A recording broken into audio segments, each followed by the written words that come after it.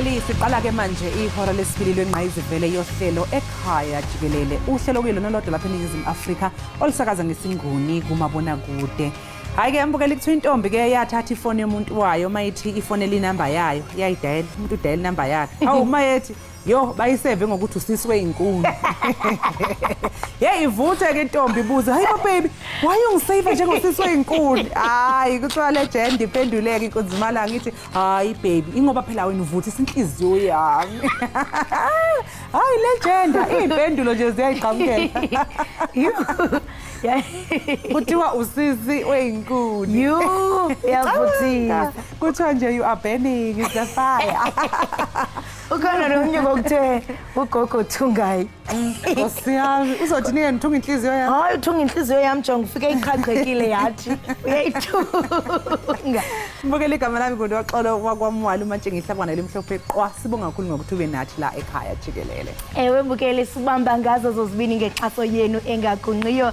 Sicela kushe kalokho kwindaba eziphendulayo zasekuphumleni. Sicela kushe nakuwe ke phulaphuli apho kwindawo osibukele kuyo. Sisaqhubeka ke Mbukeli sikuphathela amanqaku atshotshenhla ngokuthe ke kwenzeka kwindawo ngelizwe liphela. Ukanti ke ngoku ke sizawuhlabela mgama sikuphakele amanqaku aphambili kule iyure. Awukwazi kalokho into yokubana uphoswe. Qiniseka nje into yobana uthe zava bukele inkqubo oyithanda kunene pha ku SABC Plus. Timlo ke unonkanyezi kalubisi inkanyezi enomsantsa phakathi kwezinye. Ewe ndilisosha lomoya elingoyiki ngokoyikiswa. Hayi manthule dosuke ndudule ndingumadle ngothi mazifuma mshukuma mazona ngezakhe. Mbukeli masijonge eziphala phambili kule yure.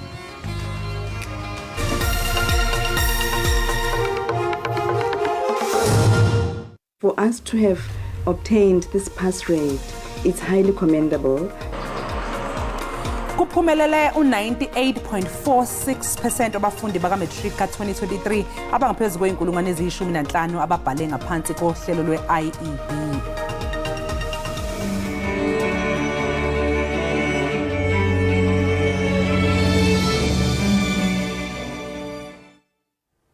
Izikole eziyimele ezibhala ivivinyo zebanga le-12 ngaphansi kohlelo lwe-Independent Examinations Board ziphumelele ngo-98.46% kubafundi bango-2023. Lokhu ke kusho ukuthi lezi izikole zenze kangcono uma ngabe kuqhathaniswa nonyaka u-2022 njengoba nje ke zaphumelela ngo-98.42%. Bangaphezulu kwenkulungwane eziyishumi abafundi ababhale ivivinyo ka-matric ngaphansi kohlelo lwe-IEB. Kulesi sibalo ke sabafundi bangu-88.59% abaphase ngendlela yokuthi bafanele ukwenza iziqu ze-degree kanti abangu-80.31% bangenza izifundo ezisezingeni le-diploma kwase kuthi ke abangu-1.57% bona bangenza ke iziqu ezisezingeni le-higher certificate. Isikhulu ke siphezulu se-IEB uConfidence Dihole sithi besikhathazekile ngemiphumela yezinga lokuphasa kwabafundi baka-2023 kwazise phela kungene izikole ezintsha eziyishumi ngaphansi kohlelo lwe-IEB. For us to have obtained this pass rate, it's highly commendable considering the increase in the cohort that I've just indicated.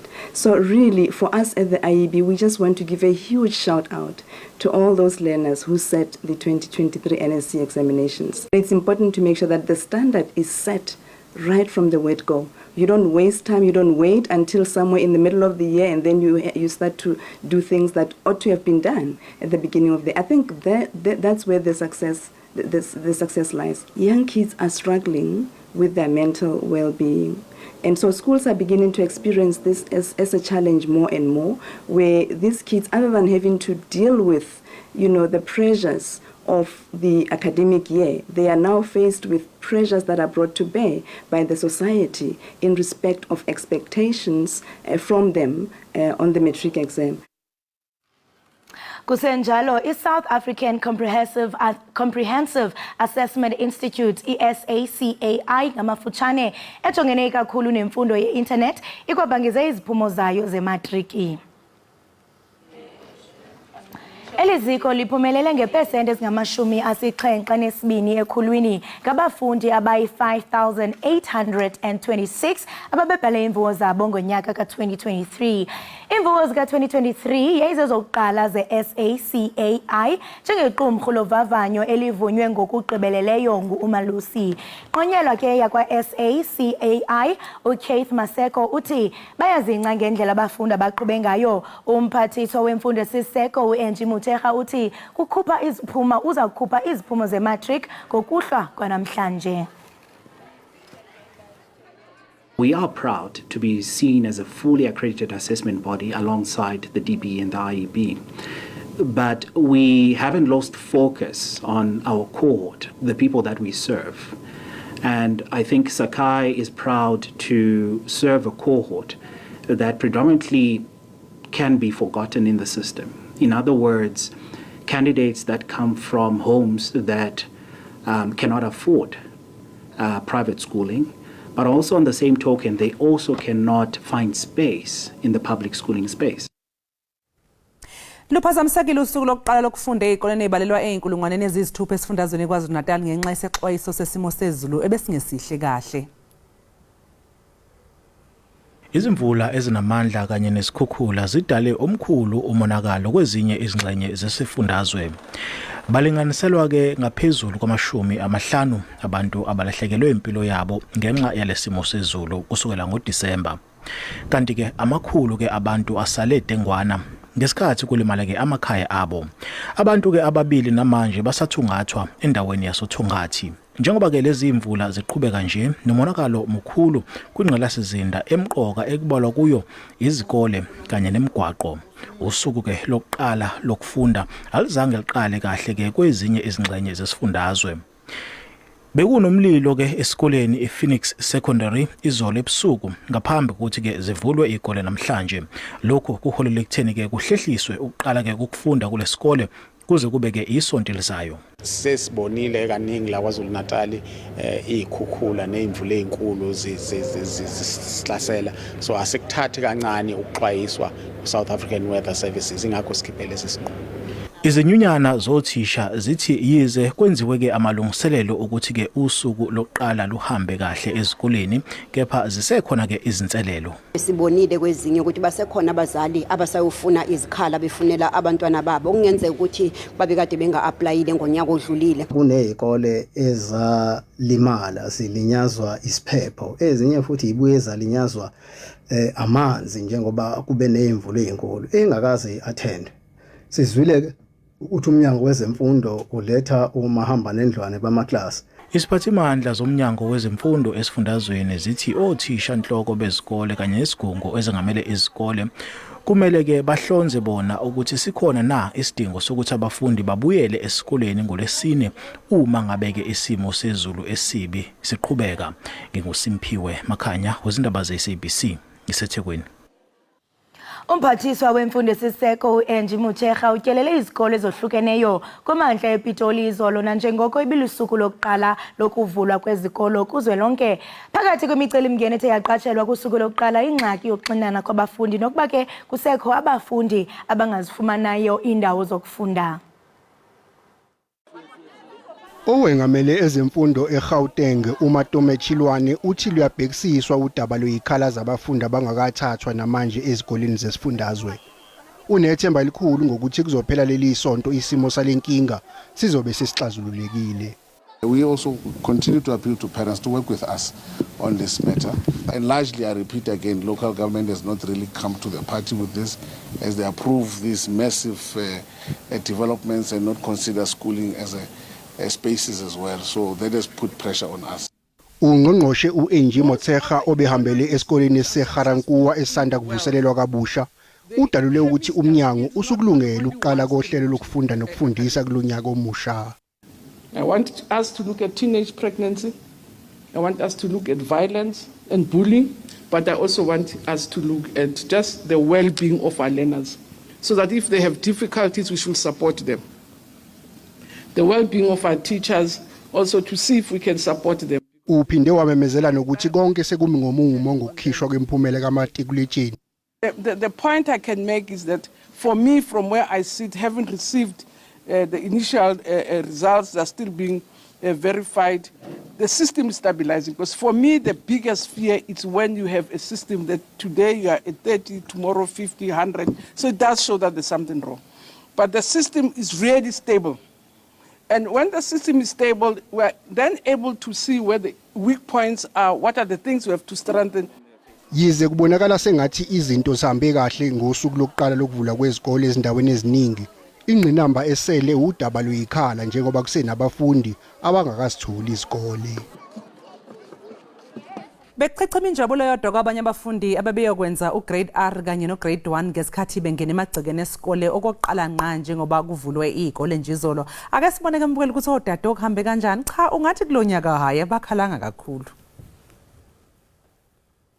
Bekuheleza umoya wenjabulo ezikoleni ezahlukene njengoba kuvulwa izikole. Lolu usuku oluyingqophamlando kubafundi baka grade R no grade 1 kwazise bebeqala nqa ukungena emagcekeni esikole. I am happy because I'm starting school. I'm excited. Why are you excited? Because I'm starting grade 1. Esikoleni samabanga aphansi iWest Coast Primary at Deep River usuku lokuqala luhambe kahle. It's very cool to come to big school because it just feels like it's a dream. Because the last time when I saw my class, I had a different classroom to my new classroom, and it's making it even more better in grade 1. It was like eating jelly. Why is it like eating jelly? Because it's easy. Nakuba ke kuzofundwa esikoleni kepha abanye into abayithakaselayo isikhathi sokudlala. Play blocks and do homework, and I will play outside with my new friends. I like playing. You like playing. What else? Swings. I'm gonna draw this photo, and we're gonna do little loops and play a little bit. Lona ke mbukeli unyaka wokuqala wezemfundo kwe12 kanti siyethemba ukuthi labafundi bazolisebenzisa ithuba lemfundo eliyingqayizivele. Hayi mbukeli sigoqo lapho ke behamba phambili kuleli hora njengamanje sothi nje ke qu 8 tolo siyabuya emva komzuzwane makholi.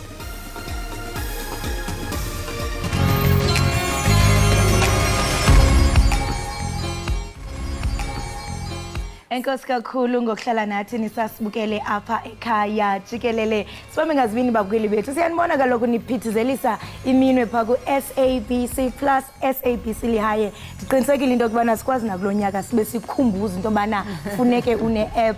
Kodwa ke siyavuyisana kaloku mbukeli nematric zika 2023 ngenene nangenyaniso basebenze ngokuzimisela. Kwaye ke later today asikwazi into bana silinde sibhiyoze nabo officially. Ya yabona nje ngithe mangena ngale makeup khona usisi ingane yakhe nayo iphase thola distinction abo 7 uthe ngena nje wayememeza ejabula ngithe ngiyacabanga injabulo khona kubazali ngokuphasa kwabantwana singabakhohlwa ke nalabo abangakwazanga bakuthi sibaphumelele siphinde sibakhumbuze ukuthi sinani ngokomoya nikhumbule ukuthi it's not the end of the world usangaqhubeka ukwazi bakhona futhi nabafuna uku-upgrade ama marks yabo abangatholanga lama marks labo bebawafuna uthola ukuthi mhlawumbe umuntu into afuna ukuyifundela inama requirements athiza kawo mithanga uyakwazi ukuthi uhambe uyo-upgrade ama marks wakho uhambe uyokwenza lezo ifundo specifically ukwazi ukuthi uqhubeke nje so akutatazelwa ayikho inkinga ningaze nibe nexhala nibe nenza izinto and uzuqonde kule nto ethethayo bana uthe wabona omnye esithi 7 distinctions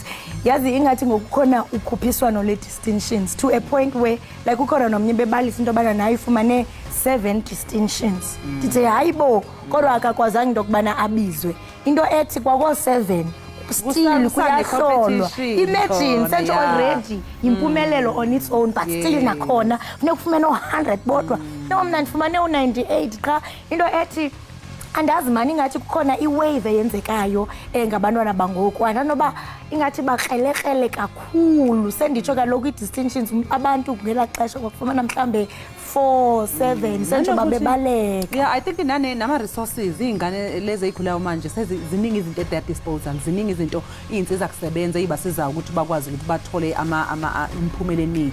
Yeah. Usathetha ngalomba nakubeni zikhona umba we resources. Kuyaphawuleka into okubana in as much as kuvuya into okubana kuvuliwe izikolo kodwa kusekhona mhlambe izikolo ezisasokolayo kwinqakula ngaphambili kwi first hour yakhumbula ukuthi oyesasikolo sasePhonex siye satsha uyazibuza into okubana a day before kuvula izikolo sitsha njani ngapha yana i-issue overcrowding ezikolweni fumanisa into okubana kugcwele iclass otitshala kwezinye abekho iziseke ezingundoqwenda uphinde ukhumbula into okubana bekunguDisemba abantu benza umkhuba wokuba if bayaprotesta esikolweni basitshisa ngelinye ixesha ufumanisa into okubana kukhona ii-computers ezikolweni bagqogqe bazebe xa sekuvulwa ngoku akusakwazi ukuvulwa ayi kuwumkhubo omubi impela ke leyo nje cha esingawugqugquzeli ke thina la siphinde sizwelane futhi khona nezikole ke kholosa ezingayazi no tablet le ezinganangisho ne-computer lab endaweni ezisemakhaya njani kodwa uthola ukuthi ziphuma izingane eziphasa kahle ngaphansi kwalezo zimo lezo into nje etshengisayo ukuthi uma unephupho uyimisele ngento noma kanjani ungakwazi ukuthi ke uyithole leyo nto okusuke uyifisa akuyi ngokuthi uphuma aphi uhlala kuphi akuthi kuya ngokuthi ngubani usuka kwindawo ezinjani and kulento oyithethayo ibaluleke kakhulu because baninzi abantwana baphuma kwindawo ezisemaphandleni ingakumbi xa ujonga kwiphondo laseMpuma Koloni iqinisekile ikhona inkqubo edlala ku SABC 1 cutting edge isicacisela xa ngemeko abantwana base Eastern Cape abaphila phansi kwayo abanye fumanisa into bana every day xa beye ezikolweni bawela imilambo abanye bade bafakwe phakathi kwezambombozi bewele ngapha uthi uyajonga isihlangu somntwana esidabukile bakhona abantwana bapha engqeleni abangenamama notata ijezi zikrazukile izihlangu kwa ukutya oko njengoba uzawuvuka ube ne-breakfast bona baye esikolweni bengatyanga belambile kodwa against all odds bayaphumelela and ngiyayithanda into yokuthi sengike ngibone lapha ku social media ama-video abantu abathi singasiza kanjani okuwumoya nje sigqugquzela ukuthi sibambisane nje singabantu baseNingizimu Afrika asike qu ey'tolo siyabuya futhi ke emva komzuzwana.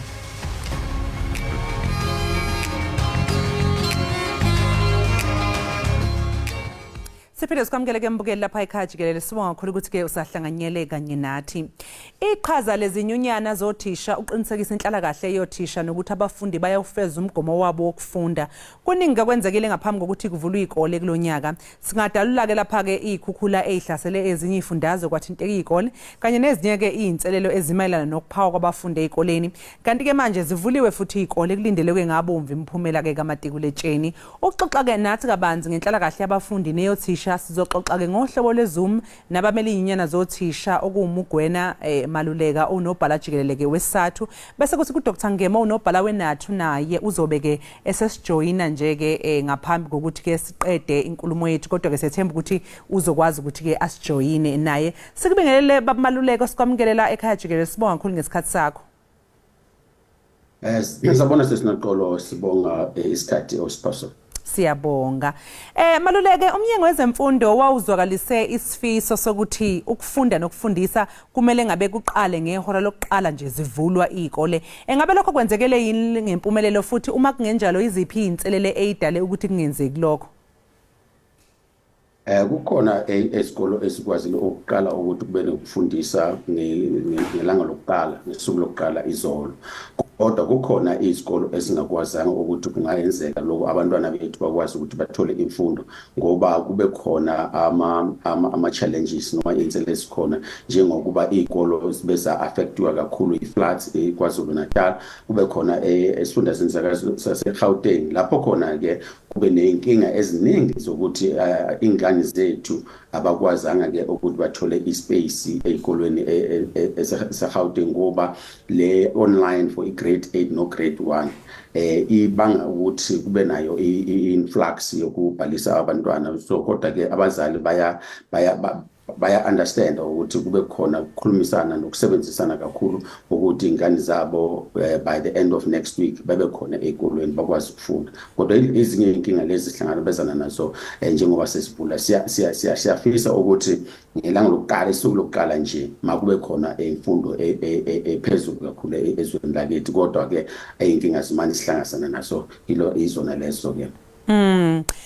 Dr. Ngema, asikubingelele sikwamukele ohlelweni ekhaya jikelele, sibonge ukuthi ube nathi.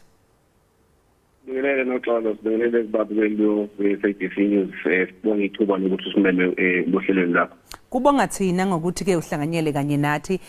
Ngema ezifundazweni ezikhahlanyezwe yikhukhula lapho izikole ezithinteke khona, siyezwa ke ukuthi uhulumeni uyayidlala ke yakhe indima ekuletheni ke amagumbi wokufundela angoma hamba nendlwana. Ingabe ke ubona ukuthi ukwakhiwa kwabusha kwezakhiwo zezikole kuzokwenzeka maduze? Uma sibheka isimo sokulethwa kwamagumbi hamba nendlwana, sithola ukuthi ey'koleni ey'ningi ezikhahlanyezwe ziyikhukhula ngoba iy'kole nje ikakhulukazi kwi-province yaKwaZulu-Natal phakathi nayo kuney'kole ezingaphezu ka-60 ezilinyazwe ziyikhukhula zalinyazwa na-istorm noma izulu elidume kakhulu kabi ngamaholide kaDisemba. Sibonile-ke ukuthi umnyango ukhona ozame khona ukuthi ulethe ama-class angamahamba nendlwana, ama-band classes, kodwa inkinga esiyibonileyo noxolo ilethi into ukuthi lama class afike isikhathi esihambe kakhulu, amanye awo afike nje ngomsombuluko kanti akadingi ukuthi akhele kahle ashayelele ukuze akwazi ukuma. Kodwa ke okungenani khona bakuzamile ukwenza njengesifundazwe saKwaZulu-Natal. Sikhathazekile ke lokho ngoba angizona zonke izikole ezikwazi ukuthi zithole ne-support yokuletha kuma-classrooms esikhashana noma amagumbi esikhashana. Kodwa esikubonile kakhulu noma okuvelayo, lezi izikole lezi ezilinyazwe izulu izikole vele uthola ukuthi zi-dilapidated kakhulu noma zisezindala, ingqalasizinda yakhona isiyagubha kakhulu, seyidinga vele uqalwa phansi zikhandwe kabusha. Kanti lokho kudala inkinga yokuthi ngoba ama-class bengalungile ngosuku lokuqala kuphazamiseka kakhulu ukufunda ngoba ama-class bezebhanki accommodate noma ugcwala abafundi labo bafanele bespread wonke ama-class ngoba kusakhandwa lawa afikileyo. So lokhu kuphazamiseka kakhulu ukufunda ngosuku lokuqala, kodwa-ke okungenani khona umnyango okuzamayo ukuze abantwana esikhathini esizayo bekwazi ukuthola ama-classroom owesikhashana. Maluleke mangabe sibuya kuwe, uma sibheka inqalazinda yomgwaqo eyonakele ngenxa yezikhukhula lezi nje silokhu sikhuluma ngazo, kusobala ke ukuthi kuyinselelo phela kothisha kanye nabafundi ukuthi bafinyelele ezikolweni. Yini mhlawumbe engenziwa ukubhekana nalesi simo? Ingabe mhlawumbe ningaqhuquzela umnyango wezemigwaqo mhlawumbe nezokuthutha ukuthi ungenelele? Yebo, bafanele bangenelele kakhulu ngoba kubalulekile ukuthi ingane zethu nothisha bakwazi ukuthi bafinyelele ezikolweni so that sikwazi ukuthi bafunde. So singathi ke i-public works nomnyango wezimali, i-treasury kakhulu yona bafanele ke from i-national treasury bakwazi ukuthi bathole imali ezoyenza ukuthi umsebenzi uhambe ngesikhatshana esincane ke ukuthi ke singakwazi ukuthi ingane zethu simoshakelwe isikhathi. Kufanele kakhulu ukuthi kusetshenzisane community nayo isebenzisane kakhulu nohulumeni ukuthi ke imigwaqo ikwazi ukuthi ibuyele esimeni esizokuyenza ukuthi abantwana ingane zethu nothisha bakwazi ukuthi bafikelele esikolweni. Ngema kuke kwaba futhi nezinsolo zokuntuleka kothisha ezikoleni lapha kwaZulu-Natal. Siphinde futhi seze ukuthi nase Western Cape kunokugcwala ngokweqile emagumbini okufundela nokuntuleka kothisha. Yini engenziwa ukubhekana nelesimo noqinisekisa nje ukuthi othisha abakhona njengamanje bayamelana ke naso lesimo sokugcwala kwamaklasi? Isimo esisiphakamileyo nomnyango sizinyonyana nje sonke udaba lokuthi siyadinga ukuthi kwakhiwe izikole eziningi ukuze kwehliswe izinga lokugcwala emaklasini. I-overcrowding ekhona emaklasini uthola ukuthi uthisha udilani noma ufanele afundise iy'ngane ey'ngaphezu ka-50 eklasini elilodwa. Ngibona-ke noxolo lokho kuchaza ukuthi ayikho i-effective teaching and learning engenzeka esimeni esinjengaleso kuwukuthi abantwana bawu-70 eklasini elilodwa uthisha uwedwa. Into eyenzayo nje ukuthi ubheke kuphela ukuthi bephethe kahle yini, kodwa nje ukufundisa okusezingeni noma kuyiquality kuyacompromiseka kakhulu esikhathini esinjengaleso. So into esiyibizayo noma esiyicela ukuthi umnyango uyenze ngoba kuyacaca njengamanje mawubuka ezikoleni eziningi kwavulwa nje izolo uthola ukuthi kunama-queues amade ezikoleni, abazali basabhekela iy'ngane zabo iy'khala zokufunda lokuza kwethatheleka.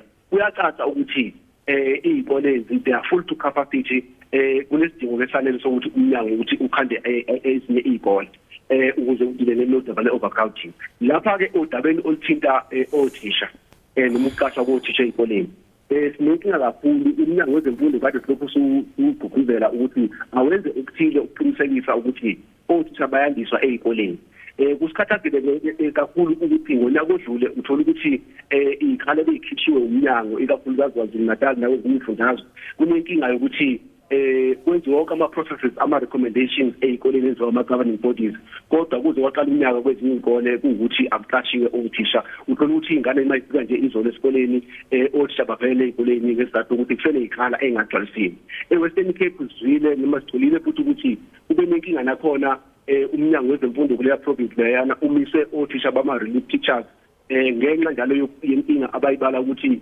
kushoda iy'mali kakhulu uzakuthatha kubeka-ke lokhu siyakhala kakhulu ku-pressure ukuthi siyafisa ukuthi benciphise lolu hlelo lokuthi lama-budget cut ngoba luyasilimaza kakhulu imfundo noxolo akumele ukuthi i-compromise-eke ngesizathu sokuthi kuthiwa kwehliswe imali ngoba lokho kudala ukuthi ama-resources including ama-human resources ongoba othisha ey'koleni bengakwazi ukutshaleka ngendlela enye-ke inkinga ekhona into ye-redeployment yothisha uhlelo olubizwa ngokuthiwa i-post provisioning norm kuney'nkinga ey'koleni uthole ukuthi othisha abakatshaleki ngendlela baningi abayidishina noma basaplase ey'koleni zabo abasadinga ukuthi bebekwe noma behanjiswe ey'koleni zabo so lolu daba nje siyaphakamisa kakhulu ukuthi umnyango ulungise ukwazi ukuqasha ukudinga ngendlela efaneleyo ukuze abantwana bethu bafike ey'koleni uthole ukuthi bakwazi ukuthola usizo noma ukunakekelwa othisha abafanele esikoleni.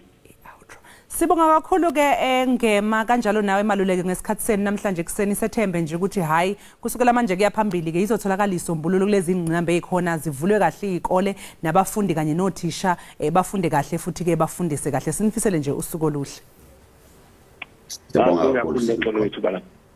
Labo-ke mbukeli bekungabamele iy'nyunyane zothisha uDr Ngema yena owe-National Teachers Union inathu bese kuthi-ke uMugwenya Maluleka yena owesathu bebexoxa nathi-ke ngey'ngqinamba othisha ababhekana nazo kanye nemibono yabo njengoba zisanda kuvulwa nje-ke iy'kole so sike qu-8 lo mbukeli siyabuya emva komzuzwana.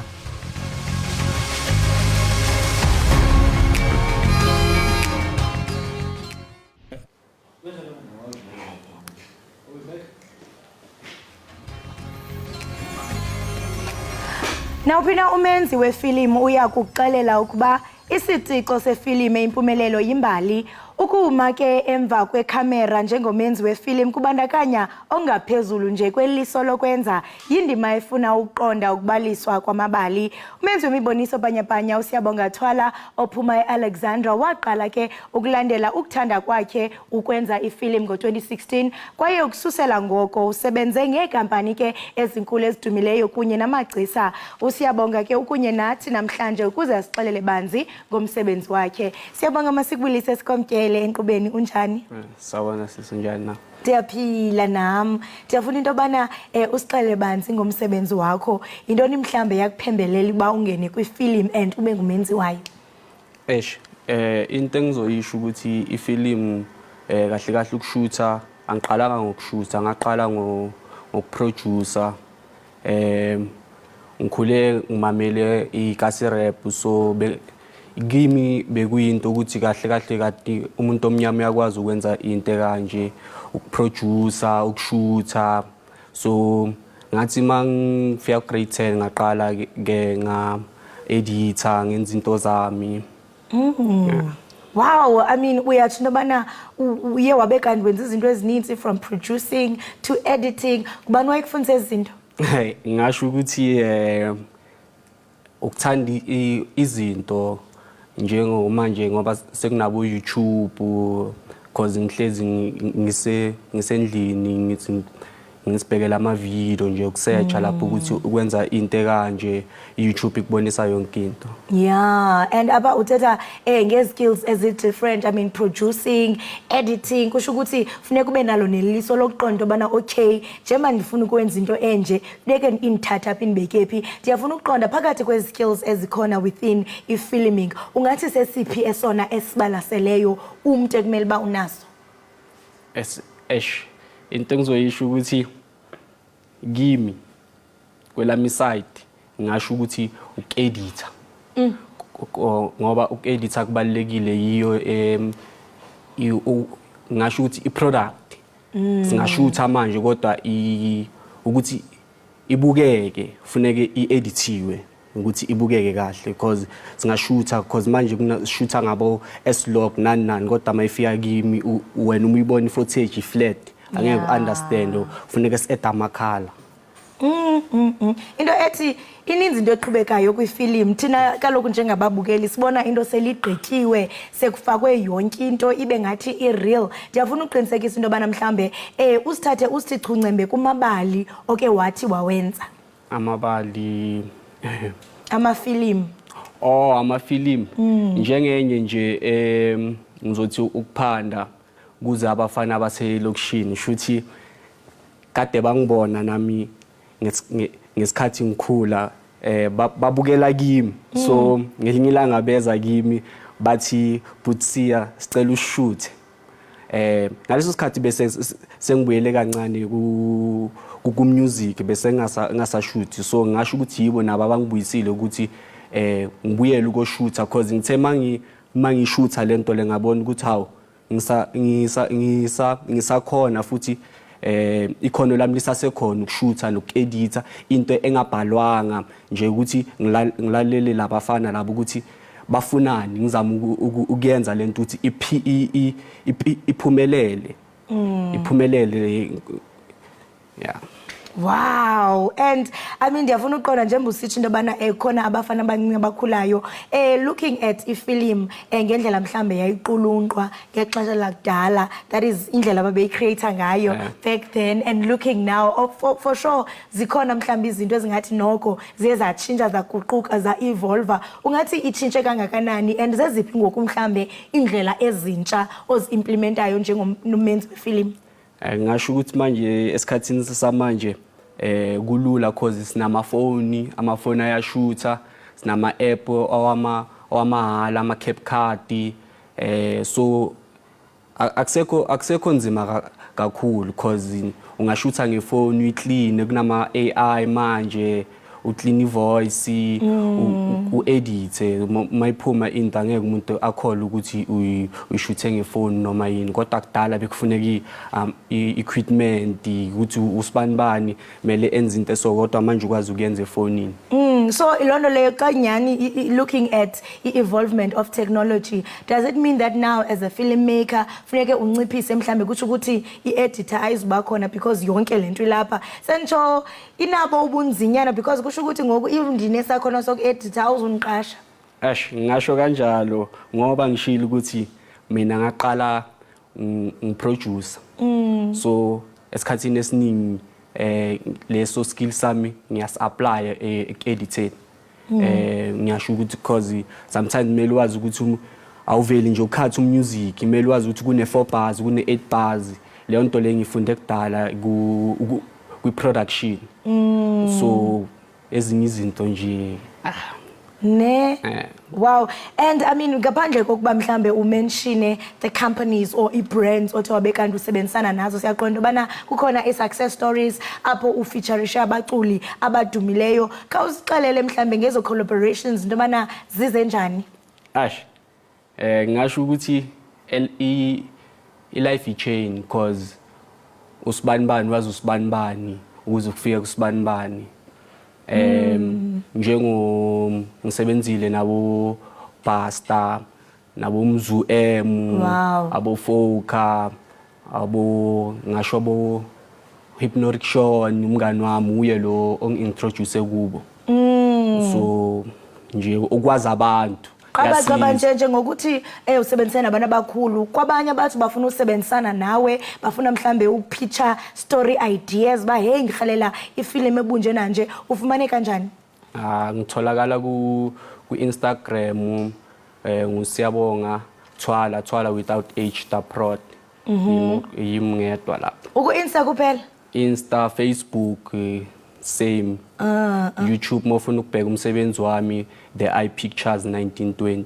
Okay, siyabonga ngokuba ube nathi apha enqubeni, mhle umsebenzi wenzayo kwaye sikunqwenelela okuhle, kodwa siyathanda into abantu balise amabali alapha ekhaya uvuse umzi onsundu. Enkosi kakhulu.